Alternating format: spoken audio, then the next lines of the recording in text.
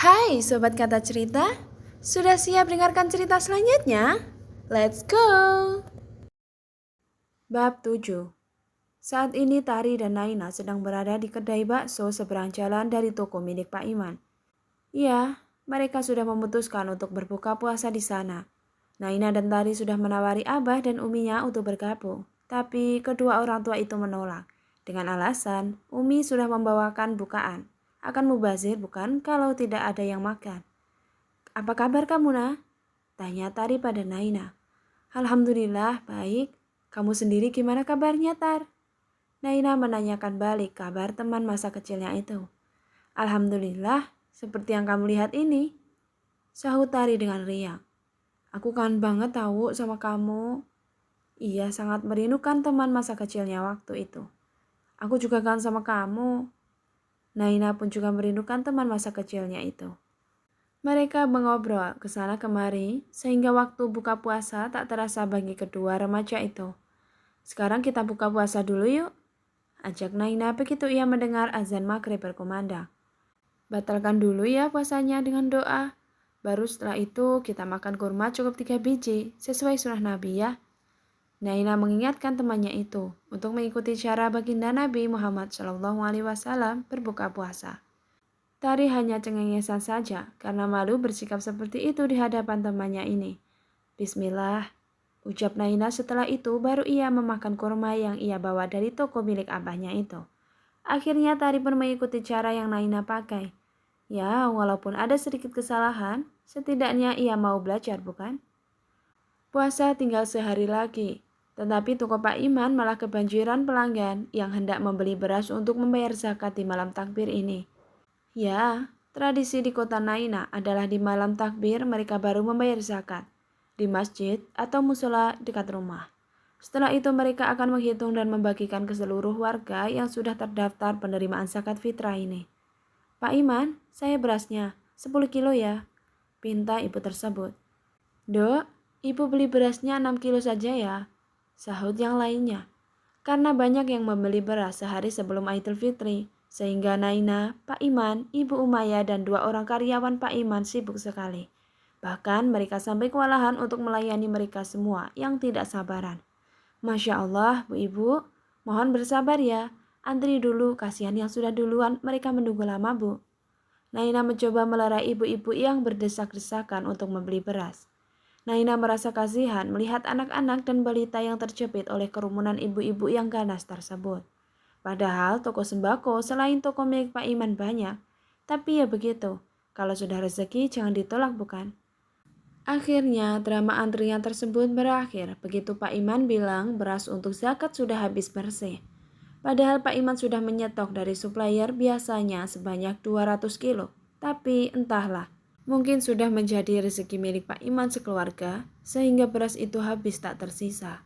Untung saja, Pak Iman sudah memisahkan sedikit beras untuk keluarga dan karyawan tokonya. Zainal, Malik, sini, panggil Pak Iman kepada kedua karyawannya itu. Enggih Pak, sahut keduanya dan langsung menghampiri pemilik toko tersebut. Ini untuk kalian, ada sedikit rezeki untukmu dan keluarga kalian di rumah. Mohon diterima nggih, maaf kalau masih kurang banyak. Canda Pak Iman pada karyawannya sembari memberikan amplop, sembako, dan juga parcel untuk lebaran besok harinya. Jangan lupa juga loh, besok lebaran ke rumah ya, saya tunggu, jangan sampai tidak. Bawa sekalian anak dan istrinya ya. Lanjutnya lagi. Enggih Pak, terima kasih, ini sudah lebih dari cukup. Insya Allah kami akan ke rumah nanti Pak, sahut Malik yang mewakili temannya itu. Enggih Pak, benar, timpal Zainal yang sedikit merasa sungkan. Ya sudah, kalian boleh pulang. Selamat Idul Fitri ya. Mohon maaf lahir batin. Mohon dimaafkan kesalahan saya yang disengaja maupun yang tidak sengaja nggih. Ucap Pak Iman meminta maaf kepada kedua karyawannya bila ia mempunyai salah selama menjadi pegawainya di tokonya itu.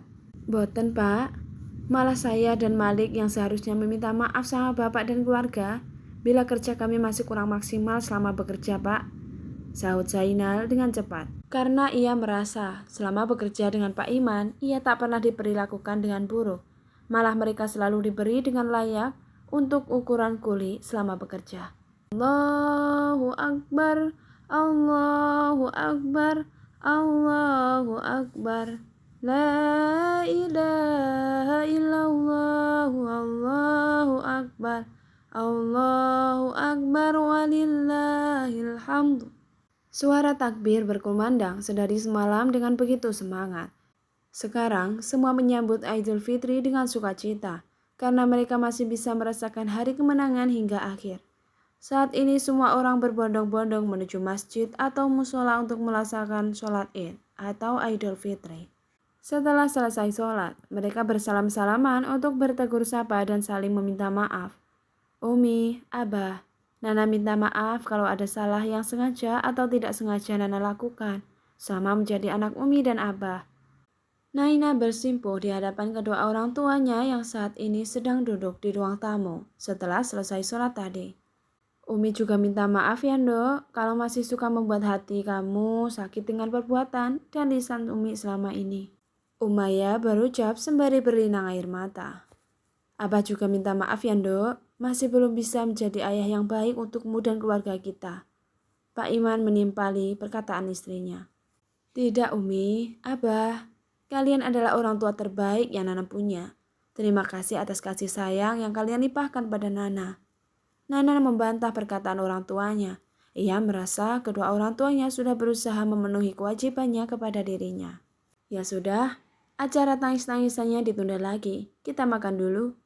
Pinta Umayyah sembari mengelap air matanya di lengan baju milik suaminya. Umi mah kebiasaan ya. Gerutu Pak Iman melihat kebiasaan istrinya yang selalu mengelap air matanya di lengan baju milik suaminya tersebut. Hehehe, sudah kebiasaan Nabi, jangan marah dong, nanti gantengnya hilang loh.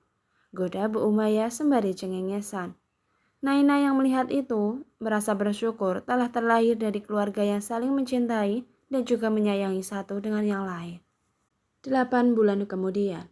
Waktu terasa begitu cepat saja. Sudah 8 bulan dari Naina pulang kampung untuk merayakan hari kemenangan. Saat ini di pondok sedang heboh atas kejadian Neng Rahma, anak dari pemilik pondok pesantren di kota M tersebut. Bagaimana tidak heboh? Tadi pagi Neng Rahma dikabarkan terpeleset di kamar mandi dan mengalami pendarahan, sehingga harus dibawa ke rumah sakit. Padahal usia kandungannya baru 8 bulan lebih sedikit. Tapi juga namanya musibah, siapa yang akan tahu kan? Ya Allah Uma, ini sakit sekali. Rara ndak kuat Uma.